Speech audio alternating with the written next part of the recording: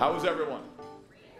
Now I need just a few more people to help me up here to get us going with a little music, put a little the A into STEM, generate some steam.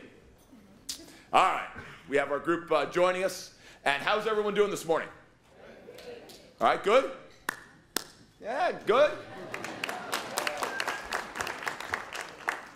Anybody get lost in New York, Manhattan last night?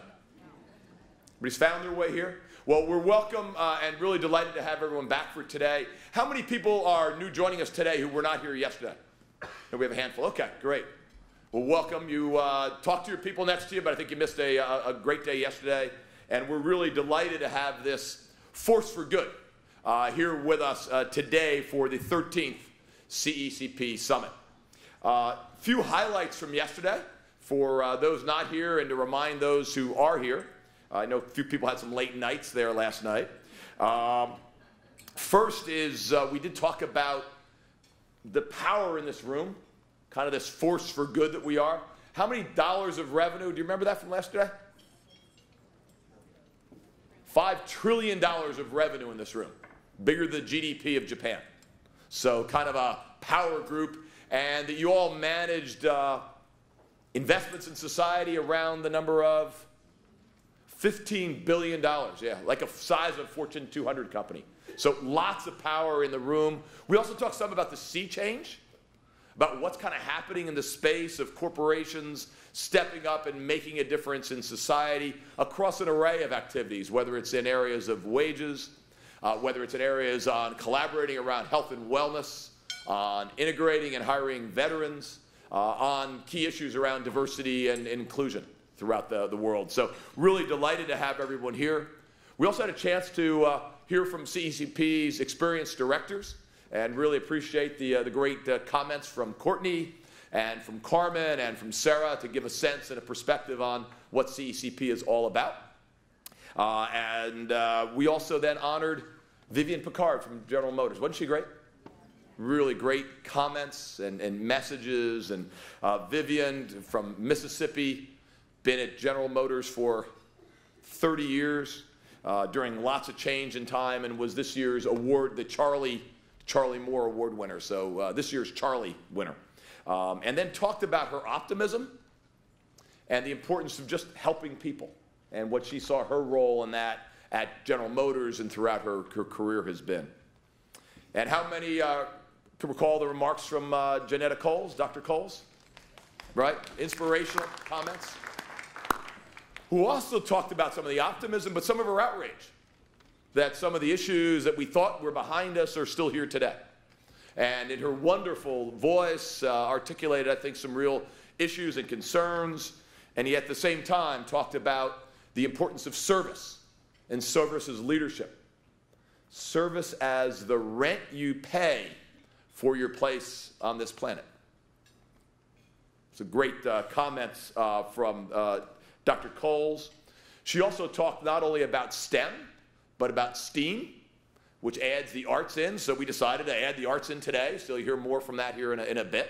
But we do appreciate her really great comments. And I think tackling some issues that we, as a corporate community, have to think about and address. Right? It's often politicized and posturized and polarized in the political world, but these are areas where I think corporations can step up and play a leadership role and have the dialogue and the discussion about how do we address some of the inequalities that are in our society today.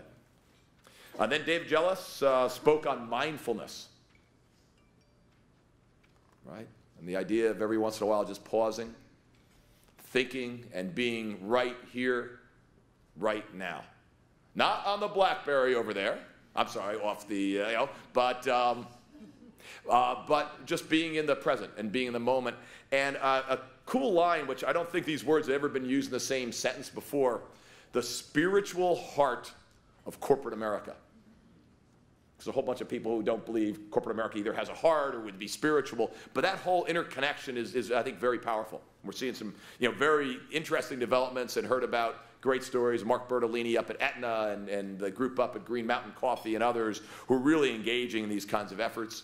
Had two terrific panels in the morning, one on employees and volunteer work and scaling that up around the globe.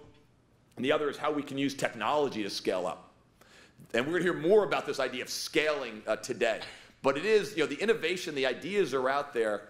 But one of the great things that our corporations and companies can do, which all do have lots of zeros after their name and after their revenue number, is how do we help the nonprofits of this world scale up these big issues?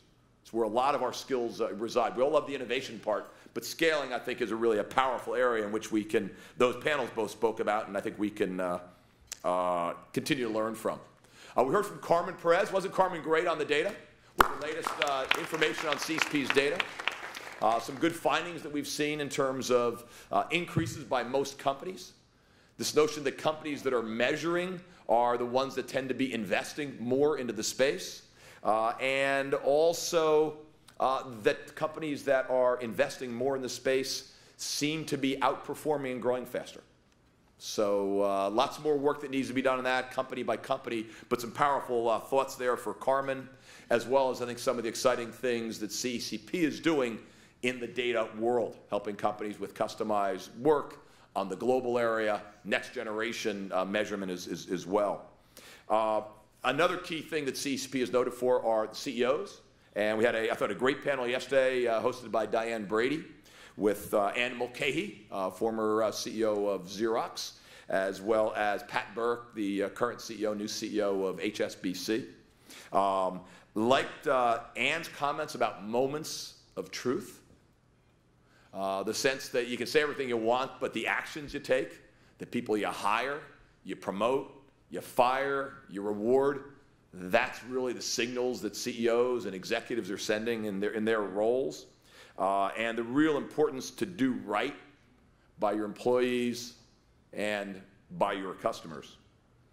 Pat Burke, who leads a bank going through great challenges and issues, talked about the notion of engaging with all of the stakeholders and this notion of courageous integrity. That just being high integrity is good, but especially in a bank, if you see other issues, you've got to step up on those as well. But I think, good thoughts, I think, from our CEOs and greatly appreciated. And then our panels in the afternoon talked about advancing evaluation and policy and advocacy, and have heard a lot of great and positive feedback on both of those sessions. And then, of course, we recognize this year's award winners. And it is not true that you have to start with the letter P to win one of those. But it was great that PwC, Pepsi, and Pixera, along with John Deere, were all recognized and awarded. Loved the most quoted tweet, I think, overnight was Shannon Schuyler's tweet on culture eats strategy for lunch. Right? Culture eats strategy for lunch. Which was kind of neat, and the amazing fact that now 80% of all PwC employees are millennials. And it'll be more than half the workforce everywhere here a little over in a few years. I think it's going to be great for the world, but it's going to be different, and different expectations and changes along with that. Then we heard from Pepsi and Sue Norton on performance with purpose. Great theme that Indra Nui, who was here with our Board of Boards meeting with CEOs this year, talked about and engaged with 40, 50 CEOs talking about these issues and how CEOs can kind of wrestle around those as well. So, overall, a good day, So, appreciate that. But the fun has only just begun. Today, we actually have programming that goes through at 4 o'clock today, so there's stuff all morning long. We'll have a great speaker from the social sector coming up here in a minute. We're going to hear from Ginny, who's going to help us talk about some more on the whole data area. Our talented musicians are going to be with us as well. We then have a couple of breakouts, which you have in your book to take a look at. Have an afternoon panel on service, which I think you'll appreciate, and the power and what's happening there. I think you'll really enjoy hearing from General Stanley McChrystal, who I've heard from. It really has inspired me in terms of efforts he's done, as well as Wendy Kopp and others. I think that'll be great. And then this afternoon, there are breakouts. They're extended breakouts, one of which is focused in on STEM education. So really there, and companies are really engaged and interested in that area. Another is skills for the roles that you all are playing, and how you can navigate the systems. Anybody have trouble navigating their company sometimes? How many people have switched the departments to which they report in the last couple of years? More than once. I think Google had the record, right? You had 3 different departments in 6 months? That's what happens in the tech industry, right? You don't even know, you don't know the players without a scorecard. But that session is going to kind of talk about some of those areas, how you can build your own skills and talents, and that's going to run from about 2 o'clock. It's a morning breakout even, okay. And the RISE group will talk on, that's a morning breakout you want, and then the RISE group will talk about innovation in the afternoon. So lots of good sessions for folks, but we will have programming here throughout the day. That work for everybody? All right, good. So we're looking forward to that. A couple other things. If you have not completed your priority cards, anybody still have those? Filling them out? So please get those in. If you haven't finished them up, hand them to one of our volunteers. In addition, the attendee evaluation form. This is required if you want to have lunch. So please fill that out, complete it. It just helps us make this event better and better each year. So please complete and fill that out as you go forward. So these 2 are required. They're in your binder. So please pull those out and fill them out. All right.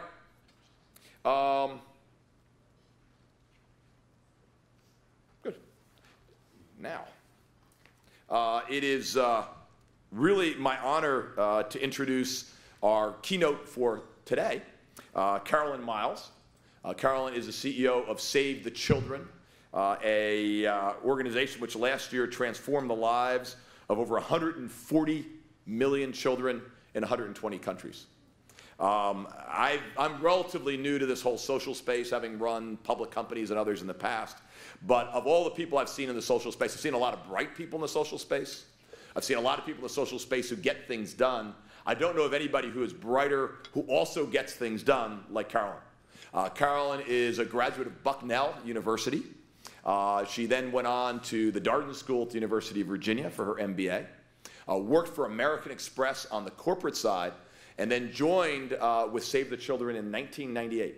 And she was like 7 or 8 years old at the time, and has been there, 10, has been there ever since. She was a child herself when she started with Save the Children. Has been there ever since, rose to the COO, and now as the CEO of the organization.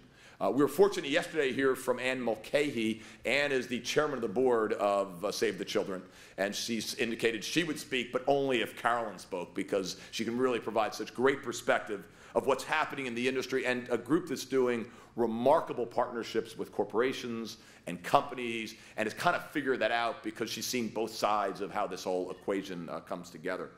Carolyn is on a number of boards, the Blackboard, Interaction, USGLC, MFAN, Academy of Education, Arts and Sciences. So all of these areas that she's really been able to provide great leadership, insight, and perspective with both a corporate view, a social view, and a sense of our big issues in this world have a lot of zeros with them. And how can we really kind of scale up to really make those things happen. So, ladies and gentlemen, I'm honored to introduce Carolyn Miles, the CEO of Save the Children.